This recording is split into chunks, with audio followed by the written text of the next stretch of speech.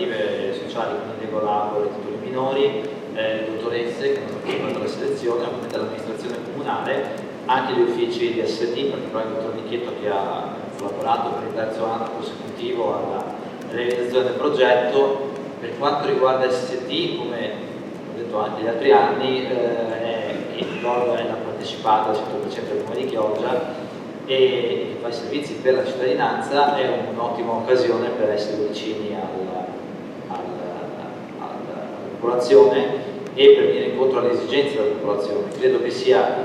così la rappresentazione plastica di quello che dovrebbe essere il rapporto tra l'amministrazione comunale e la sua partecipata e quindi il braccio del comune. Per noi è molto importante essere presenti e avere voi tutti ovviamente come lavoratori, come nuovi lavoratori, sarete dedicati, come ha detto l'assessore, a varie attività. Negli anni scorsi i risultati sono stati direi ottimi, molto buoni e quindi confido che anche quest'anno i risultati siano allo stesso modo più che apprezzati. Ringrazio quindi ancora anche la Regione Veneto, ovviamente l'amministrazione comunale e confido appunto che anche quest'anno il progetto possa riuscire e abbia un buon risultato. Grazie direttore. Mi chiede un'ultima cosa. E allora così tanto passo la parola a chi volontariamente delle due che cercano di sottrarsi, assistenti sociali, e dire qualcosa appunto sull'esperienza che e dopo raccoglieremo magari anche la vostra impressione su come gli assistenti sociali hanno interagito con voi in relazione anche individuare quelli che sono poi la migliore collocazione del piano, questo piano di gestione di questo progetto. Per cui do la parola a Chiara, che è la più temeraria. Per noi è stato un piacere far parte della commissione che ha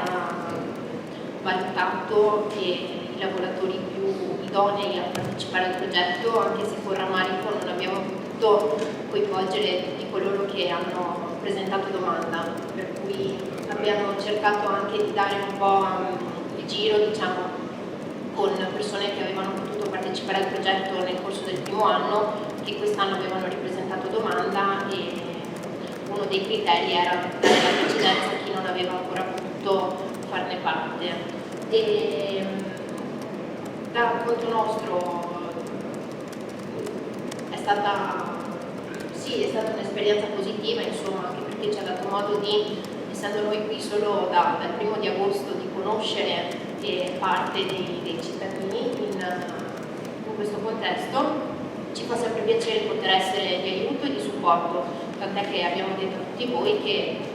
lavori di pubblica utilità a parte, qualsiasi necessità, insomma noi siamo a Palazzo Morosini a vostra disposizione. E anche la collega condivide il fatto che è stata una bella esperienza e speriamo il prossimo anno che venga rifinanziato il progetto e di poter essere ancora rese partecipi nella commissione, insomma, per dare il nostro aiuto nelle selezioni. Grazie mille. Prima magari di salutarvi e fare una foto così di gruppo, così ci ricordiamo vicendevolmente. Ecco, volevo dirvi che questo progetto si pone in un contesto che cerca di educare e di recuperare il servizio attivo e lavorativo delle persone che per vari motivi oggettivi, personali, cioè condizioni particolari che avete portato avanti, dal lavoro si erano in qualche modo allontanati o comunque, visto il contesto cittadino dove abitiamo noi, che non è che Chioggia offra moltissime opportunità di lavoro e su questo dovremmo appunto pensarci sopra noi amministratori insieme agli imprenditori privati per vedere di creare, inventare, avere la capacità di tirare fuori dai cappelli del consigliatore delle opportunità di lavoro, perché se non c'è lavoro in la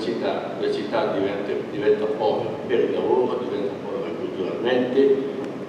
deperisce in sostanza, va in calo anche demografico, perché mancando aiuti alle famiglie non è che le famiglie facciano figli. Però è anche vero che se non hai un lavoro non metti su neanche una famiglia, perché non riesci a pagare un mutuo, non riesci a pagare un affitto, con tutta una serie di ricadute negative che fanno carico alla società. Come dicevo, questo progetto vede in coda tutta una serie di altre attività tese allo stesso scopo. Vi cito per esempio il piano operativo RIA, cioè nel senso la Regione ha dei fondi e ne ha assegnato 115.613 euro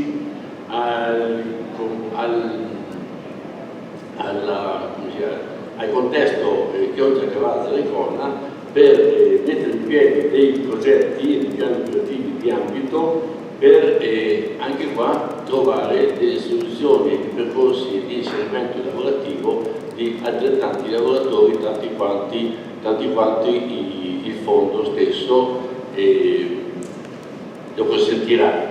Già mercoledì alle 12 abbiamo un incontro con il sindaco di Cavazza e il sindaco di Cona per ripartirsi un po' i costi di questa operazione e dopo dare l'avvio a dei progetti mirati che sono veramente un po' simili, no? Socialmente utili e anzi il pubblico utilità, per sbaglio si chiama sempre in modo sbagliato, per formare al lavoro altrettante persone e questo è un buon passo avanti. Dopo c'è di più perché abbiamo praticamente anche, stiamo lavorando per vedere come strutturarsi a farlo, l'attivazione prossima di quelli che vengono chiamati i progetti utili alla collettività, i PUC. Questi progetti andranno a coinvolgere i percettori del reddito di cittadinanza che saranno chiamati a rendere delle ore lavorative da un minimo di 8 a un massimo di 16, non sostitutive però del lavoro ordinario, saranno comunque assicurati ad INAI con costi che andranno a carico del fondo e quindi se Chioggia è praticamente una delle prime città del Veneto a avere il numero di reddito di percettori di reddito di cittadinanza del Veneto, ne abbiamo mi pare oltre 600 se ricordo bene, 601 forse, 603 sono stati i due, comunque ecco, questi saranno chiamati a intervenire, ovviamente troveremo anche qua il modo di come coordinarli per appunto a fare degli interventi in alcuni ambiti che sono estremamente vasti, tipo l'ambito culturale, l'ambito sociale, l'ambito ambientale, che dopo forse lo passo, sono tutti veri. Questi qua. Quindi questi tra l'altro questi percettori di reddito di cittadinanza mi pare siano già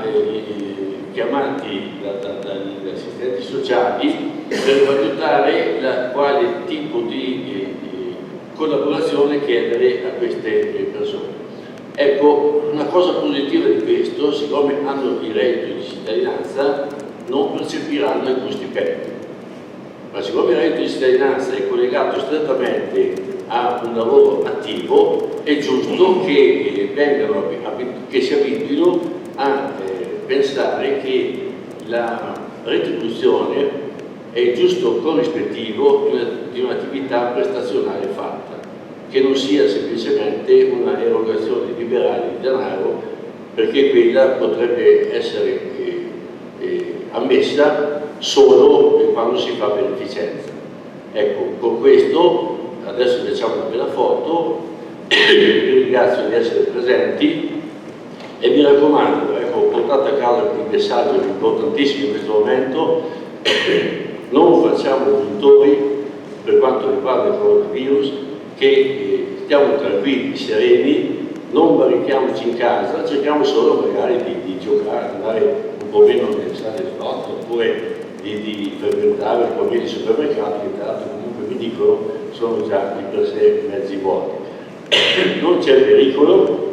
nessun caso, e se dovesse la situazione peggiorare, verranno adottate le misure coerenti in base anche a quello che è stato l'ordinanza contingibile urgente che ha emanato ieri il Ministero della Sanità con il Presidente della Regione Zara. Ok, buona giornata e buon lavoro.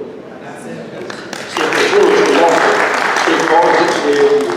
i rappresentanti cooperativi vogliono aggiungere qualcosa, scusatemi, anzi se l'ho chiesto prima, potete farlo. No? Va bene. Allora ci facciamo una bella foto tutti assieme davanti là.